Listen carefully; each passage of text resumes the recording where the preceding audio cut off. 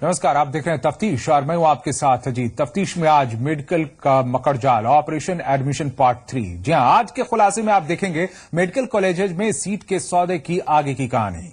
आपके बच्चों के सपनों का सौदा करने वाले इन दलालों के वो खुलासे जो आपको सोचने पर मजबूर कर देंगे, मेहनतकश छात्रों को थोड़ा निराश कर देंगे। आज आपको बताएंगे इस खेल के पीछे के वो नाम जो ये दलाल ले रहे हैं। हम आपको भरोसा दिलाना चाहते हैं कि इन दलालों के खेल को हम सरेआम करके ही दम लेंगे।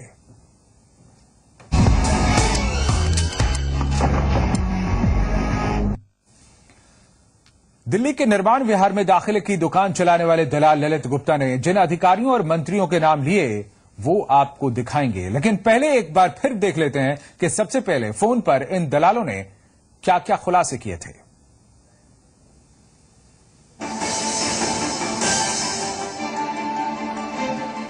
अगर आप सोच रहे हैं कि आपका बच्चा पूरी ईमानदारी से पढ़ाई कर किसी अच्छे मेडिकल कॉलेज में अपनी जगह बना लेगा, तो शायद आप पूरी तरह सही नहीं हैं, क्योंकि इन बड़े कॉलेजों में एडमिशन के लिए बैक डोर एंट्री का भी इंतजाम है। जी राजस्थान न्यूज को जब इस फर्जीवाड़े की जानकारी मिली तो हमने इसके तह में जाने का फैसला किया और बात की मेडिकल कॉलेज में एडमिशन कराने का दावा करने वाले दलाल से। जब बातचीत की शुरुआत हुई तो दलाल ने एडमिशन कराने का भरोसा तो दिया, लेकिन पूरी बातचीत के लिए वो लगातार दिल्ली आने का दबाव बनाने लगा। सर, सेंट्रल मिनिस्ट्री के थ्रू काम होता है, एनजीओ की सीट होती है ये हेल्थ मिनिस्ट्री में। हाँ, उसके थ्रू सर एडमिशन होते हैं सर।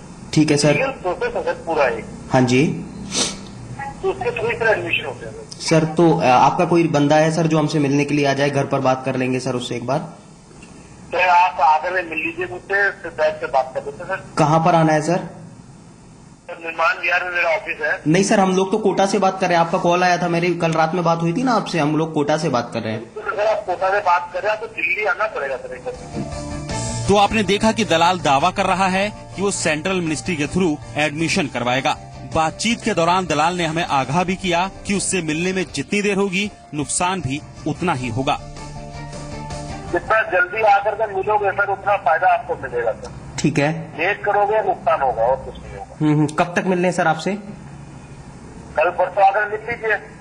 ठीक है। और अभी तो कुछ पैसा लेकर नहीं आना ना सर? अभी तो कुछ पैसा लेकर नहीं आना ना? आप पेमेंट मत लेकर आइए, आप चेकबुक लेकर के आ जाइए। अपनी आप चेक काट कर दे दीजिएगा मुझे। जब हमारे रिपोर्टर ने दलाल से ये जानना चाहा कि वो एम्स जैसे प्रतिष्ठित संस्थान में कैसे एडमिशन कराएगा, तो उसने जो जवाब दिया आप भी सुनिए। सर किस तरह से होगा एक्चुअली में एम्स में कराएंगे? किस तरह से करा पाएंगे आप? जो एडमिशन होता है वो मिनिस्ट्री थ्रू होता है। हाँ, मिनिस्ट्री थ्रू होता है। हाँ, हेल्थ मिनिस्ट्री थ्रू आपका लेटर बनवाते हैं। हाँ, ठीक है, एडमिशन के लिए। हाँ, और उस लेटर के हिसाब से आपका एडमिशन होता है। ठीक है, ठीक है। हाँ, तो उसके लिए जैसे आपको मैंने पहले बताया कि मिनिस्ट्री थ्रू होता है। मिनिस्ट्री में क्या होता है, कुछ अमाउंट पहले आता है। हाँ, ठीक है, कुछ करवाने के लिए कुछ अमाउंट पहले आता है। उसके बाद कुछ अमाउंट होता है वो ऐसा टाइम एडमिशन होता है। अब आपको सुनाते हैं देश में बड़े बड़े संस्थानों में एडमिशन कराने का रेट। जो गवर्नमेंट की कॉलेज होते हैं उसमें फी कुछ होता नहीं है। हाँ, 35,000 रुपये साल की फी होती है। ठीक है। और जो प्राइवेट कॉलेज होते हैं उसमें फी होती है मिनिमम 3 लाख रुपए पर ईयर की और मैक्सिमम 9 लाख रुपए पर ईयर। ठीक है। अगर प्राइवेट कॉलेज में एडमिशन लोगे तो मिनिमम 12 लाख से लेकर के मैक्सिमम 40 लाख तक का एडमिशन जाता है। ठीक है, ठीक है। मगर गवर्नमेंट कॉलेज में एक एवरेज 30 की 40 के बीच में एडमिशन जाता है। ठीक है। आपने देखा कि ये दलाल कितने विश्वास के साथ देश के नामी मेडिकल कॉलेजों में एडमिशन कराने का दावा कर रहा है। इस सारी बातचीत को सुनने के बाद सवाल उठता है कि क्या ये खेल सिर्फ दलाल खेल रहे हैं या इस खेल में कुछ सफेद पोश भी शामिल हैं। हिमांशु मित्तल, जी मीडिया, कोटा। तो ऑपरेशन एडमिशन में हमने आपको दिखाया था कि देश के नामी मेडिकल कॉलेज में एडमिशन को लेकर किस तरह से फर्जीवाड़ा हो रहा है। अब हम आपको दिखाने जा रहे हैं बच्चों के सपनों का सौदा करने वाले इन दलालों के वो खुलासे जो आपको सोचने पर मजबूर कर देंगे। पहले ये देख लीजिए कि अब तक ये दलाल क्या खुलासे कर चुका है। मेडिकल कॉलेजों में एडमिशन के फर्जीवाड़े की तह में जाने के लिए हम दिल्ली में दलाल के ऑफिस पहुंच गए। वहां दलाल ने हमें बताया कि दिल्ली एम्स में एडमिशन कराना मुश्किल हो सकता है, इसलिए हमें ऋषिकेश एम्स का भी ऑप्शन खुला रखना चाहिए। इसके अलावा उसने एडमिशन के लिए तमाम कॉलेजों के नाम गिना दिए, साथ ही हमें एडमिशन न होने की सूरत में पैसा वापसी की भी पूरी गारंटी दे दी। 3 कॉलेज का ऑप्शन है, जयपुर एसएमएस। एक तो जयपुर का हो गया आपका, ओनली जयपुर एसएमएस। एक से बात नहीं मिलती ना भाई। ये ले लो आरएनटी, ले लो आरएनटी मेडिकल कॉलेज उदयपुर में, ये भी वही 1961 का कॉलेज बना हुआ भाई, एक ये रख लो। और एक आप ये लो जवाहरलाल जीएनएम अजमेर में, ये भी 1965 का कॉलेज है। क्या दिक्कत है? या फिर doctor SM medical college Jodhpur रख लो, अजमेर रख लो, अजमेर सही जगह। नहीं, श्योरिटी किसमें ज्यादा है? मैं तो एक्चुअली में कोई भी डाउट नहीं रखना चाहता, कुछ भी प्रॉब्लम क्रिएट ना हो, मैं ये चाहता हूँ सिर्फ और सिर्फ श्योरिटी वाली जो बात है वो मैं आपसे करना चाहता हूँ। मेरे से ऊपर भी बहुत लोग बैठे होंगे मिनिस्ट्री में, तो वो अपना भर देते। तो हम लोग जो है एम्स दिल्ली के डालते जरूर हैं, होता है। मैंने हर साल डाले हैं, हर साल मेरा एम्स दिल्ली हट करके ऋषिकेश और दूसरी पटना वगैरह से दिल्ली में। कहाँ पर पॉसिबिलिटी है? ऋषिकेश ओनली। अभी जिसमें मैंने मैक्सिमम सीट डाली है, 8 से 9 एडमिशन डाले हुए हैं, आराम से होते हैं, क्योंकि सीटें खाली रह जाती हैं। लास्ट ईयर भी 3 से खाली रहेंगी, ठीक है ना। ये है एक ऑप्शन। अमरजीत जी ने बोला था दिल्ली एम्स का हो जाएगा। देखो दिल्ली मैं डाल दूंगा, कोई दिक्कत नहीं है, मैं गिला शिकवा बाद में नहीं लेना चाहता। होता क्या है यार, काम तो हम डाल देते हैं, हमें कोई दिक्कत नहीं है यार। क्या होगा, मैक्सिमम काम नहीं होगा, पैसे आपको रिटर्न आपके पास पहुंच गए। लेकिन वो पैसे रिटर्न होने के बावजूद आपकी जो मन में एक हमारे गालियां निकलती है ना, वो मैं नहीं चाहता यार। मेडिकल कॉलेजों के नाम और दलाल के लगातार भरोसा दिलाने के बाद बात पैसे की शुरू हुई तो दलाल ने हमारे सामने कॉलेजों की पूरी रेट लिस्ट रख दी। बस एक पेपर पर मुझे थोड़ा सा पैसे का बता दीजिए, किस तरह से रखना है, क्या कुछ रखना है और किस बजट क्या है, क्या बात हुई अमरजीत से, मुझे पहले वो बताओ। अमरजीत से क्या बात हुई आपकी? वो अमरजीत जी ने मुझे दिल्ली एम्स का बताया था 60 लाख। उन्होंने बोला था आप आकर के बात करेंगे, कर लेंगे इस पर। AIPMT के लिए 30 लाख बताया था उन्होंने। एम्स तो दिल्ली हो, ऋषिकेश हो, कोई भी हो, उसके लिए रेट सेम है, 60 लाख की। 60 लाख ऊपर नीचे था। आपने देखा कि दलाल ईमानदारी की बात कर कैसे छात्रों के भविष्य के साथ खिलवाड़ कर रहे हैं। ऑपरेशन मेडिकल दिखाने का हमारा मकसद उन छात्रों और परिवार वालों को सतर्क करना था जो इन दलालों के झांसे में आ जाते हैं। साथ ही हमारी कोशिश ये भी है कि प्रशासन छात्रों के भविष्य के साथ खिलवाड़ करने वाले दलालों की जांच करे और इस गोरख धंधे में शामिल आरोपियों पर कड़ी से कड़ी कार्रवाई करे। हिमांशु मित्तल के साथ ब्यूरो रिपोर्ट, जी मीडिया। और अब आपको दिखाते हैं इस दलाल ललित गुप्ता का वो खुलासा जो सबसे ज्यादा सनसनीखेज है।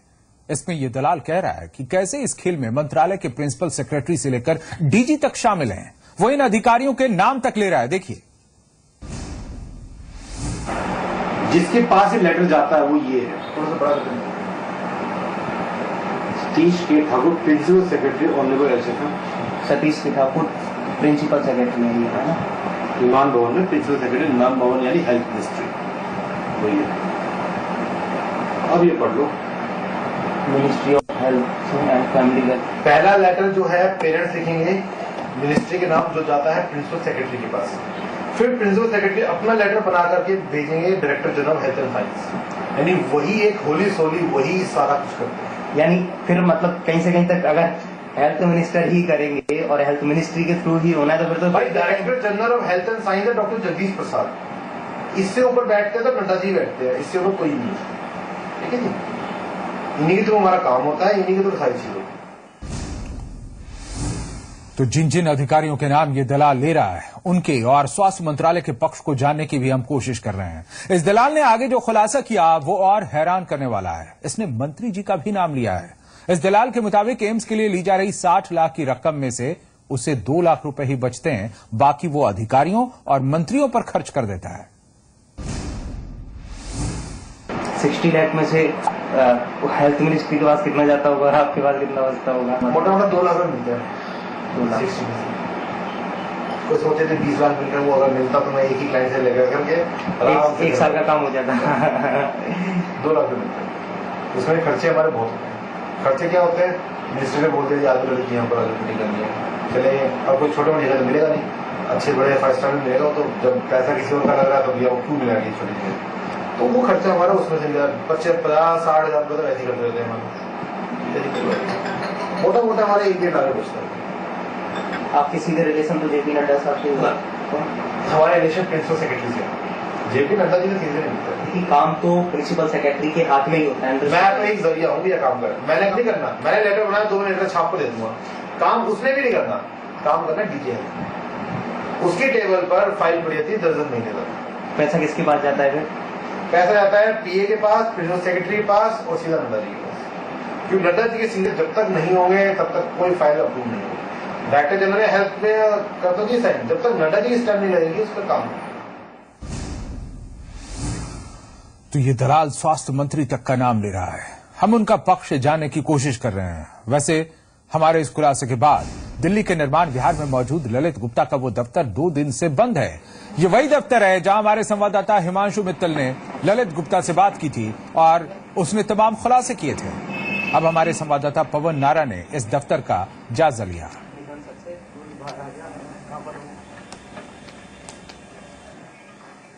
इस वक्त हम 4th फ्लोर पर एबीसी कॉम्प्लेक्स के अंदर मैक्स वर्ल्ड एजुकेशन के ऑफिस के सामने हैं। ये ऑफिस फिलहाल बंद है। आपको बता दें कि ये वही ऑफिस है जिसने दावा किया था कि अगर आप पैसे खर्च करने के लिए तैयार हों तो आपको मेडिकल सीट मिल सकती है, और इसके लिए इन्होंने बड़े बड़े दावे किए थे। मंत्री से लेकर हेल्थ सेक्रेटरी सब तक इनकी पहुंच है। यहां पर अगर मेरे कैमरामैन आ पाए तो ये 405 नंबर दुकान है जो अभी तक खुली हुई है। ये मैक्स वर्ल्ड एजुकेशन के नाम से कंसल्टेंसी थी जो दावा करते थे कि मेडिकल सीट्स वो दिलवा सकते हैं, लेकिन जब से जी राजस्थान पर एक खबर चली तब से ये ऑफिस बंद है और आसपास वालों को भी नहीं पता कि कब से नहीं आ रहे भाई साहब। 2 दिन से इनका ये ऑफिस अभी तक बंद बताया जा रहा है। ऊपर यहाँ पे कोई नाम नहीं लिखा है, पहले कोई नाम लिखा था यहाँ पे, तो शुरू से ही कोई नाम नहीं लिखा है। ये ऑफिस था फिलहाल जो कि बंद है। पवन नारा, जी मीडिया, दिल्ली। पहले कूड़े से बिजली बनाने का सपना दिखाया, फिर नगर निगम से हाथ मिलाया। कानपुर के लोगों से कहा कूड़ा उठाने का खर्चा वो दें, उनसे खर्चा वसूला। 5 साल के भीतर करोड़ों कमाए और फिर फरार हो गए। ये कहानी है उस फरेबी कंपनी की जिसने लाखों लोगों को अपने फरेब का शिकार बनाया, वो भी कानपुर नगर निगम की नाक के नीचे। आखिर कैसे हुआ फर्जीवाड़े का ये खुलासा, देखिए इस रिपोर्ट में। कूड़े से बिजली बनाने का शिगुफा, एक कंपनी का फर्जीवाड़ा। 5 सालों तक करोड़ों कमाए और फिर हो गई फरार। जी संगम ने किया पर्दाफाश।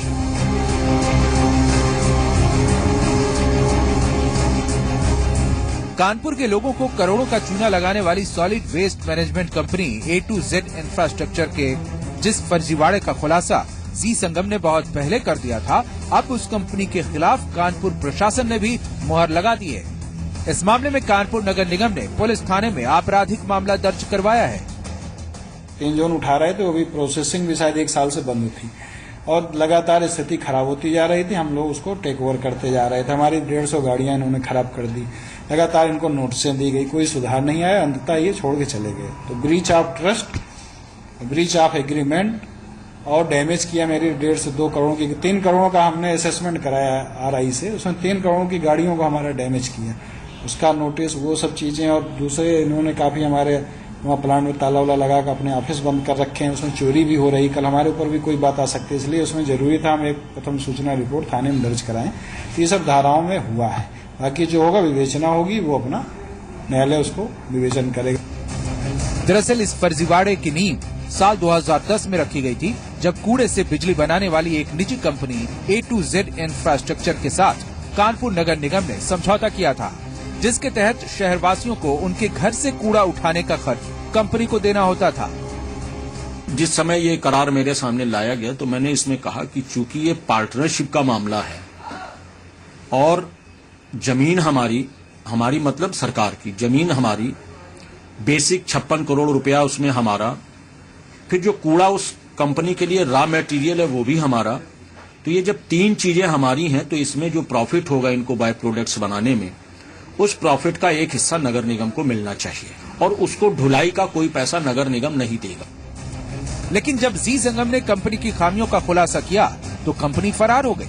अब कानपुर नगर निगम ने भी माना है कि पीपीपी मॉडल के तहत हुआ ये करार जनता के साथ धोखा था। इस एग्रीमेंट में तय हुआ था कि A to Z कंपनी हर घर से कूड़ा उठाएगी, कूड़े से बिजली बनाएगी और जो बाद में राख बचती उससे टाइल्स बनाई जानी थी, लेकिन ऐसा कुछ भी नहीं हुआ। कानपुर शहर में अब कूड़े के पहाड़ खड़े हो गए हैं। सॉलिड वेस्ट मैनेजमेंट कंपनी के भागने के बाद अब नगर निगम ने भी माना है कि करोड़ों खर्च करने के बावजूद शहर कूड़ा मुक्त नहीं हो सका है। बहुत दिन से पड़ा भैया, हम लोग तो जितनी उम्र पर काटे गए ही ने कूड़ा पड़ता है। अब तो बहुत ही ज्यादा है ये कूड़ा, अब तो बहुत ही ज्यादा बदबू फैली गई, बहुत ही कूड़ा है गई। यही नहीं, फरार होने से पहले कंपनी लाखों रुपए के उन वाहनों को भी कबाड़ बना गई जो नगर निगम ने कूड़ा उठाने के लिए सौंपे थे। कूड़े से बिजली और खाद बनाने के लिए कानपुर नगर निगम अब दूसरी कंपनियों से टेंडर मांग रही है। लेकिन सवाल ये उठता है कि क्या उसने अपनी पिछली गलतियों से कोई सबक सीखा है? कैमरामैन पीयूष कुमार के साथ राजेश एन अग्रवाल, जी मीडिया, कानपुर। और फतेहपुर में इंसानियत शर्मसार हुई है। बहन भाई के पवित्र रिश्ते को तार तार किया गया। इतना ही नहीं, पंचायत ने अपने तुगलकी फरमान से यहां सारी हदें पार कर दी। पीड़िता की आबरू की कीमत 25,000 रुपए लगा दी। विकलांग लड़की से दरिंदगी, पंचायत ने लगाई इज्जत की कीमत। फतेहपुर के हदगांव थाना क्षेत्र में जिस वारदात ने दम भरा है, उसने न सिर्फ इंसानियत को शर्मसार किया है, बल्कि सभ्य कहे जाने वाले समाज में महिला अपराध को लेकर कितनी संजीदगी है, ये भी सामने ला दिया। धुंधलके में छिपी इस लड़की के इल्जामों पर गौर करें तो इसके मुंह बोले भाई ने ही इसकी विकलांगता का फायदा उठाकर इसके साथ दरिंदगी की। आरोपी रामधार ने वारदात को उस वक्त अंजाम दिया जब पीड़िता घर पर अकेली थी। खाना रोटी बनाई तो जबरदस्ती की इसी में। तुम चिल्लाई नहीं? चिल्लावा मैं मामू दाबली इसी में। क्या नाम है? आधार। फिर क्या कहा? फिर भाग गया के मारो खोल के। दरिंदगी का शिकार हुई पीड़िता ने आप बीती परिजनों को बताई, जिसके बाद परिजनों ने पंचायत से इंसाफ की गुहार लगाई। लेकिन पंचों ने इंसाफ करना तो दूर, मामले को ही रफा दफा करने की कोशिश शुरू कर दी। हद तो तब हो गई जब पंचायत ने रेप पीड़ित विकलांग के अस्मत की कीमत लगा दी और महज 25,000 रुपए लेकर मुंह बंद रखने की नसीहत दे डाली। क्या आपकी लड़की के साथ गलत काम किया उसने? हाँ साहब, गलत काम किया। क्या फिर पंचों ने यहाँ पे फैसला सुनाया था कि पैसा ले लो, मुंह बंद कर लो? नहीं, कहे पैसा ले लो, हम कहे कि पैसा वैसा हम ना लेंगे, हमारी इज्जत गई है तो हम पैसा का है। कितना पैसा दे रहे हैं आपका? हमको 10,000 रुपया साहब मिल रहा है। 10,000 रुपया दे रहे हैं। हाँ। पंचायत से नाउमीद हुई पीड़ित अब इंसाफ के लिए आला अधिकारियों से गुहार लगा रही है। एसपी ने मामले को गंभीरता से लेते हुए पीड़िता के मेडिकल कराने का निर्देश दिया है, साथ ही मामले की जांच की जा रही है। नहीं तो 25,000 किस चीज के आपको मिल रहे हैं? कहे के लिए 25,000 आप को दिया जा रहा है पंचायत द्वारा? पंचायत द्वारा वो लड़की का जो हुआ था उसी लिए दिया जाए। क्या हुआ था लड़की के साथ? बलात्कार हुआ था। किसने किया था? रामाधार। ये कौन है रामाधार? रामाधार है बगले में अपने बिरादर। क्या लड़की का भाई भी है? हाँ, भाई भी लग रहा। भाई भी लगता है? हाँ। उसने गलत हरकत की? हाँ, वही किया। हमको न्याय चाहिए, हमको पैसा न चाहिए कि जैसे वो किया है उसको वैसे सजा मिले। पुलिस की कैसा रवैया रहा? पुलिस की रवैया तो सर, हम 3 दिन जब से वो भाई उसका आ गया है, हम 3 दिन हो गए हुआ गवाह है थाने में। हम कहे सो दरोगा सब जौन है तो वहाँ से डांट के भगा दे थे कि वह पैसा तुम ले ली हो, रफा दफा हो चुका है। लेकिन सबसे बड़ा सवाल ये है कि कब तक पंचायतों को इस तरह के तुगलकी फरमान देने की छूट मिलती रहेगी? समाज कब तक और क्यों इस तरह के पंचों को न्याय की कुर्सी पर बैठने देता है? संदीप केशरवानी, जी मीडिया, फतेहपुर। पिथौरागढ़ के बेरी नाग तहसील का बाजार उस वक्त जंग का मैदान बन गया जब नशे में टल्ली सीडीओ जाम खुलवाने पहुंचे एसडीएम से भिड़ गया। शराब के नशे में धुत सीडीओ के सिर पर ऐसी हनक चढ़ी कि वो एसडीएम की जान का दुश्मन बन बैठा। बीच सड़क पर बवाल, एसडीएम से भिड़ा सीडीओ। शराब के नशे में सीडीओ की दबंग गई। शराब का नशा इंसान से कुछ भी करा सकता है। एक बार इसका सुरूर सिर चढ़ा तो फिर अच्छे बुरे का ख्याल मानो काफिर हो जाता है। पिथौरागढ़ के मुख्य विकास अधिकारी के सिर पर भी शराब का सुरूर चढ़ा और उतरा बीच चौराहे पर। शराब के नशे में धुत सीडीओ के सिर पर ऐसी हनक चढ़ी कि वो बेरीनाग के एसडीएम से ही भिड़ गया। यही नहीं, सीडीओ ने बीच चौराहे पर एसडीएम को गिरेबान से पकड़ लिया। एसडीएम की गलती बस इतनी थी कि वो 2 घंटे से लगे जाम को खुलवाने के लिए खुद मौके पर पहुंच गए थे। दरअसल पूरा मामला बेरीनाग तहसील बाजार का है। बागेश्वर का सीडीओ हिमांशु जोशी एक बारात में बतौर बाराती शामिल था। बारात की गाड़ियों ने बेरीनाग के बाजार में जाम लगा दिया। 2 घंटे तक लोग जाम में फंसे रहे। सूचना पाकर एसडीएम हेमंत वर्मा मौके पर पहुंचे। एसडीएम ने जाम खुलवाने की जैसे ही कोशिश की, सीडीओ सीधा एसडीएम से भिड़ गया।